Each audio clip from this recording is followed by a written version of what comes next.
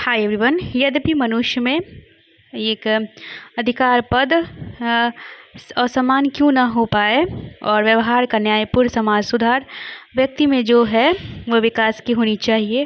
गुलाम में अतिरिक्त दूसरा गुण आने पाएगा। जब गुलाम दूसरे की योग्यता अधिकार में काबिल ना हो पाएगी, भली भांति तिरस्कार करने पे है और नीति मूल्य नैतिकता शुभारंभ नहीं हो पाएगी और उपयुक्त उदाहरण से अवश्य सिद्ध हो पाएगी।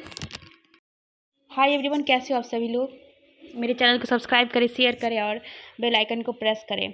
उपयुक्त उदाहरण से हमें अवश्य सिद्ध होगा। समानता व्यवहार एक है जो उत्पन्न होने पर भी बिना नैसर्गिक गुणों का भी विकास नहीं हो पाता है और गुणों का केंद्र नहीं हो पाता। एक और हिंदू समाज में असमानता व्यक्ति का विकास अवरुद्ध समाज का बौना होता है और दूसरे वक्त असमानता व्यक्ति संचित शक्ति के समाज हेतु उपयोग नहीं होने देती है। दोनों के चतुर्वर्णीय अव्यवस्था से छीन छीन समाज की असमानता दुर्लभ की जा रही है। यदि हिंदू समाज में साम्य बना रहेगा तो चतुर्वर्णीय असमानता का उच्च घटन हिंदू समाज की रचना क्षमता एक वर्गीकरण व्यवस्था के आधार पर करनी होगी। और यहाँ पे कहता है कि साथ साथ राष्ट्रहित का विभाग होगा। यह काम हमने समाज क्रांति हेतु प्रारंभ किया है। केवल मीठे बोलने से बोलकर मन बहलाना किया जाए, ऐसा सोच न करें।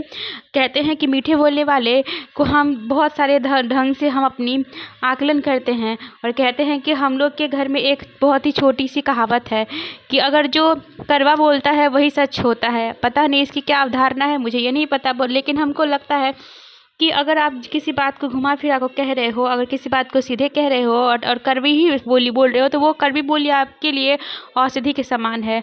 माना कि कुछ टाइम के लिए हर्ट करेगा, लेकिन लाइफ लॉन्ग के लिए कड़वा ही दवाई अच्छा लगता है। और कहता है कि वह समाज क्रांति के शांतिमय ढंग से पूरी होगी, यह मनोकामना है। हमारे विरोधियों के बात बताने के लिए विरोध मत करो और धर्मशास्त्र की रख कर न्याय के सम्मान करो और तुम्हें विश्वास दिलाते हैं कि कार्य शांतिपूर्ण ढंग से संपन्न करेंगे।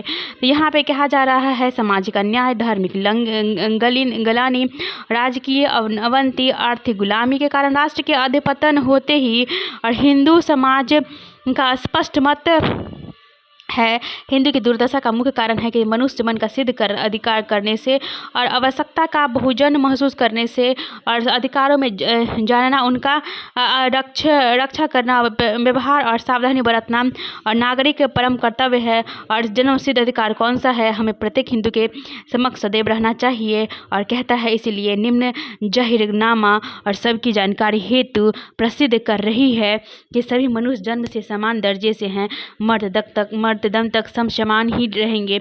और कहते हैं जो जन्म लेता है वो सब समान होते हैं, सारे जन्म मनुष्य में ही जाति में होती है। हमारी कूटनीति, हमारी दुष्ट भावना जो हमारे समाज में इतनी सारी जाति बनाकर मतभेद और अस्पृश्यता का कारण कर दिया है।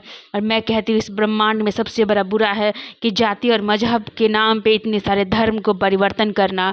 आज मेरा ये जाति है तो ये धर्म और ये जाति है तो ये, अछूत का कोई धर्म नहीं है। तो क्या कौन है अछूत का भगवान? अछूत का एक ही भगवान है, डॉक्टर भीमराव अंबेडकर। मैंने बहुत जगह तक ये भी देखा है अगर कोई भी अछूत जाति का अभी भी ऐसे ही है कि मंदिर में बाहर में बैठे होते हैं तो उनको अंदर आने की अनुमति, या जो भी उनके धर्म के भगवान हैं उनको पुजारी अंदर नहीं जाने देते हैं क्योंकि वो बाहर बैठे होते हैं। तो मैं यही कहती हूँ कि उनका कौन है देवी देवता? तो मैं कहती हूँ उनका देवी देवता सिर्फ और सिर्फ भीमराव अंबेडकर हैं। और मैं तो एक सामान्य वर्ग की इंसान होकर बाबा साहेब अम्बेडकर को अपना भगवान मानती हूँ। तो मैं यही कहूँगी अभी भी अछूत में जो भी भेदभाव चल रहे हैं उनके लिए तो सर्वश्रेष्ठ भगवान एजुकेशन है। एजुकेशन आपका भगवान है, भीमराव अंबेडकर आपका भगवान है। वो आपको रुलाएगा नहीं, ना भूखे रहने देगा, ना भूखे सहने देगा और ना ही आपको डांटेगा, ना फटकारेगा। तो बाबा साहेब अम्बेडकर की धर्म को पालन करें और सारे धर्म को समानता का अधिकार दे। न ही कूटनीति है, न बुराइयाँ है, न पाखंड है, न प्रपंच है। बस जो है सो डॉक्टर भीमराव अंबेडकर है, सीधा साधा एकदम सरल स्वभाव। और यहाँ पे ये भी कहेंगे कि बाबा साहेब अम्बेडकर ब्रह्मांड का सर्वश्रेष्ठ भगवान है।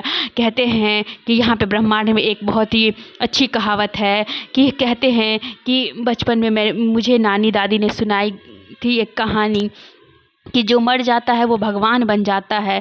तो मेरे भगवान सिर्फ़ और सिर्फ डॉक्टर भीमराव अंबेडकर है। तो डॉक्टर भीमराव अंबेडकर को भगवान बनाएं और अपने ज़ाति मज़हब में अमन सुख चैन का ज़िंदगी का परिवर्तन करें। बाबा साहेब अंबेडकर भगवान है हमारे। कहने को तो वो मर चुके हैं, लेकिन ये अभी भी हमारे ज़िंदा है, हमारी यादों में। हमारे हित के लिए काम किए, पूरा समाज में न्याय व्यवस्था खड़ा कर दे। जय बाबा साहेब अंबेडकर जी की जय जय। लेकिन सच कहें तो बाबा साहेब अम्बेडकर अभी भी ज़िंदा हैं और हमारे भगवान हैं। तो भगवान को सत सत प्रणाम और साक्षात दंडवत प्रणाम। और मैं कहूँगी बाबा साहेब अम्बेडकर की जय हो। जय भीम, जय भीम, जय भीम, जय भीम, बस जय भीम।